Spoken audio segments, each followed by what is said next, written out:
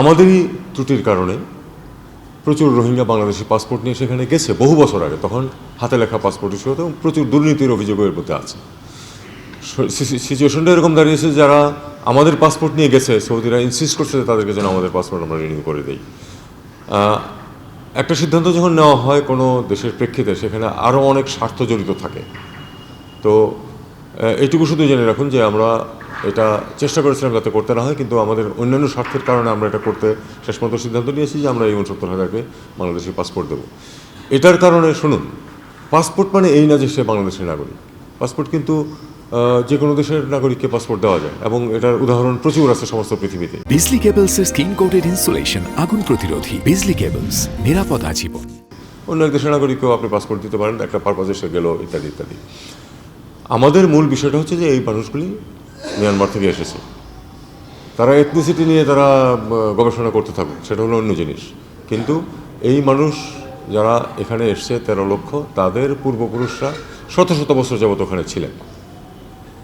কাজেই তাদেরকে ফেরত নিতে হবে, এবং এটা সমস্ত পৃথিবী স্বীকার করে যে তারা রোহিঙ্গারা একটা জনগোষ্ঠী যেটা মিয়ানমারের আরাকানের অধিবাসী। তো আমাদের সেই পয়েন্ট অফ ভিউ থেকেই এটাকে ডিল করতে হবে, এবং এইসব টেকনিক্যাল ইস্যুর কারণে আটকে থাকবে না।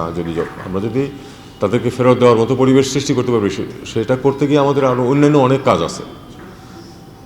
এইসব ছোটোখাটো টেকনিক্যাল ইস্যুতে সেটা আটকে থাকবে না। ওয়াশিংটন পোস্টে সম্প্রতি একটি নিবন্ধ এসেছে, যেখানে একটা অডিও লিখে কথা বলা হচ্ছে। মার্কিন কূটনীতিক বলছেন যে অমুক দল ক্ষমতা এসে অমুক রকম আইন করতে চাইলে আমরা তাদের উপর এত% ট্যাক্স দেবো। এটাকে অভ্যন্তরীণ রাজনীতি এটা নিয়ে আমি কোনো কমেন্ট করতে চাই না, কারণ এগুলি আমরা জানি না যে কে আসবে আর কী হবে। স্পেকুলেট করে তো লাভ নেই। আমরা দেখবো যে কে নির্বাচনে যেতে, তারা ক্ষমতায় আসবে, তারপরে তারা কী করে সেটা তারা তখন মার্কিন যুক্তরাষ্ট্রের সাথে ডিল করবেন। আর কিছু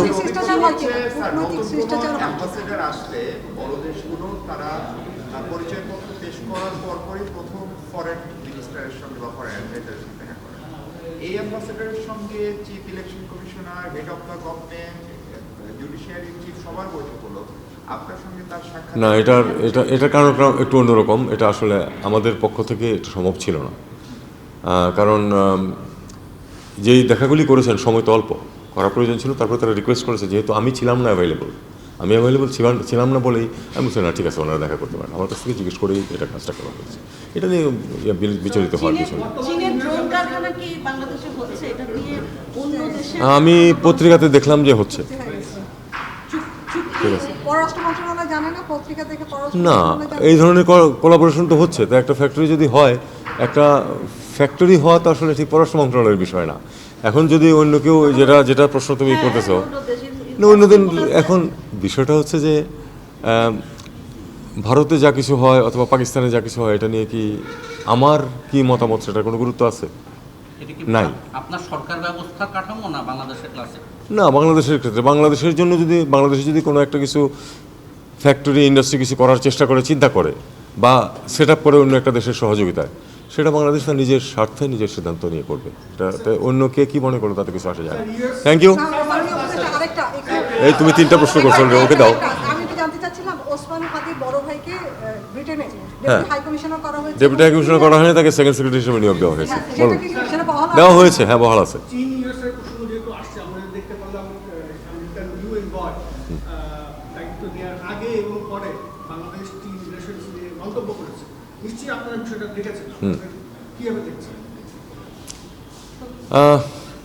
আমরা এটা দেখলাম, এবং আমরা আমাদের স্বার্থ অনুযায়ী সিদ্ধান্ত নেব এবং কাজ করব।